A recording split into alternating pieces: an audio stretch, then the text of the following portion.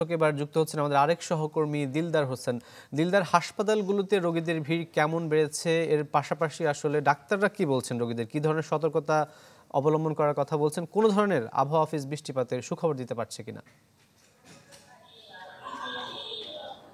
প্রচন্ড গরমে জনজীবন এমনিতে বিপর্যস্ত হয়ে পড়েছে। ফেনী জেলার সদর হাসপাতাল সহ উপজেলা স্বাস্থ্য কমপ্লেক্সগুলোতে রোগীর সংখ্যা অনেক বেড়ে গিয়েছে। আমি এখন রয়েছি ফেনী 250 জেনারেল হাসপাতালে। এই হাসপাতালে আজকের চিত্রটা একটু জানাই আপনাদের মাধ্যমে দেশবাসীকে। শিশু ওয়ার্ডে আজকে 26টা বেডের বিপরীতে ভর্তি রয়েছেন 115 জন। তারপর ডায়রিয়া ওয়ার্ডে ভর্তি রয়েছেন 17টি ওয়ার্ডের বিপরীতে বেডের বিপরীতে 63 জন। মহিলা মেডিসিন ওয়ার্ডে ভর্তি রয়েছেন 26টার বিপরীতে 90 জন। পুরুষ মেডিসিন ওয়ার্ডে ভর্তি রয়েছেন 67 জন। অর্থাৎ রোগীর সংখ্যা প্রায় হিসাব করলে 5 গুণ রোগী ভর্তি রয়েছেন। আমি এখন যেখানে দাঁড়িয়ে আছি এটি আসলে ফেনী 250 জেনারেল হাসপাতালের একটা করিডোর। এই হাসপাতাল বেডের সিটে তারা স্থান না পেয়ে এরা এখানে বারিন্দায় এসে অবস্থান করছে। যে এখন যে আমরা দাঁড়িয়ে আছি যে প্রশাসনিক কার্যালয়, সুপারের যে রুমটা রয়েছে এই সুপারের রুম পর্যন্ত আপনার রোগীর সংখ্যা চলে এসেছে।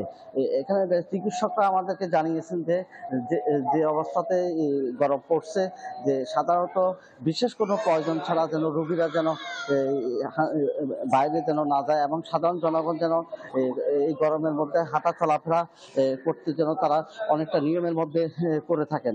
বাইরে গেলে সাধারণত ছাতা নিয়ে যেন তারা চলাচল করতে পারে।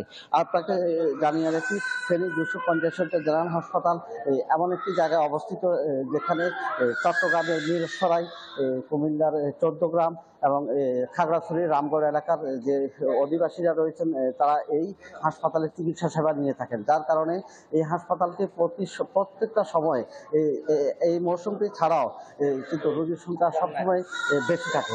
কিন্তু এখন গরমের কারণে রোগীর সংখ্যা বেশি থাকার কারণে চিকিৎসক এবং যারা স্টাফ রয়েছে তারা হিমশিম খাচ্ছেন। আমাদেরকে জানিয়েছেন যে তারা খাওয়ার বিষয় আছে, ওষুধের বিষয় রয়েছে।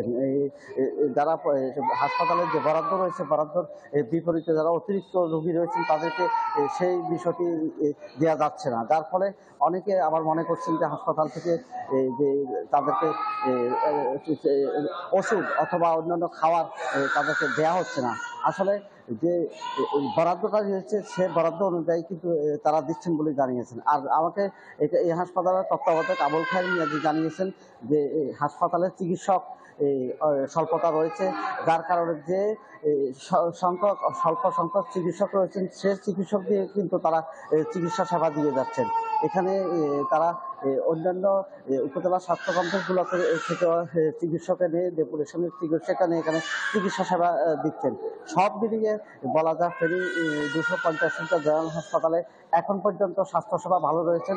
যারা রোগী রয়েছেন তারা আমাদেরকে জানিয়েছেন, কিন্তু এখানে যদি আপনার বেড সংখ্যা বাড়ানো না হয় তাহলে সেক্ষেত্রে ভবিষ্যতে এখানে চিকিৎসা সেবা দিতে তাদের কষ্ট হবে। এই ছিল আমার সর্বশেষ। দিলদার, আপনাকে ধন্যবাদ। দর্শক, আবহাওয়া পরিস্থিতির সবশেষ খবর জানাতে যুক্ত হয়েছিলেন আমাদের সহকর্মীরা। যাচ্ছি পরের খবরে। 1, 2, 3 ঢাকায় জমি জিতে নিন 100% ক্যাশব্যাক সহ 20 কোটি টাকার পুরস্কার।